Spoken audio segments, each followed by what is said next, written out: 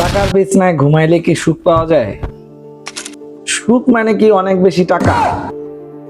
অনেক বেশি টাকা থাকলে কি বেশি সুখী হওয়া যায়? আসলে সুখ জিনিসটা কি? সুখ একটা আপেক্ষিক এবং মানসিক ব্যাপার। এর সাথে টাকার কোনো সম্পর্ক নেই। কারণ প্রাচীন যুগে তো টাকাই ছিল না, তখন মানুষ শিকার করত। এরপরে আসলো বার্টার সিস্টেম, যেখানে পণ্যের বিনিময়ে পণ্য আদান প্রদান হতো। যেমন আপনার কাছে লাউ আছে, আরেকজনের কাছে মাছ আছে, সে লাউয়ের বদলি মাছ নিত, মাছের বদলি লাউ নিত। তখনকার সুখ কিরকম ছিল?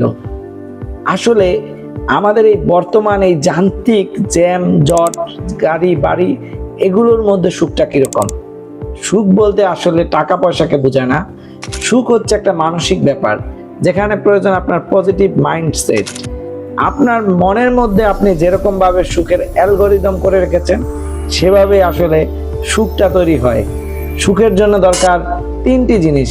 একটা হচ্ছে আপনার বর্তমান সময় নিয়ে কৃতজ্ঞতা, বর্তমান সময়টাকে উপভোগ করা, আর অন্যের সাথে তুলনা না করে নিজের যা আছে তার নিয়েই খুশি থাকা। আসলে সুখ কোনো একটা জিনিস নয়, এটা হচ্ছে একটা চলার সঙ্গী।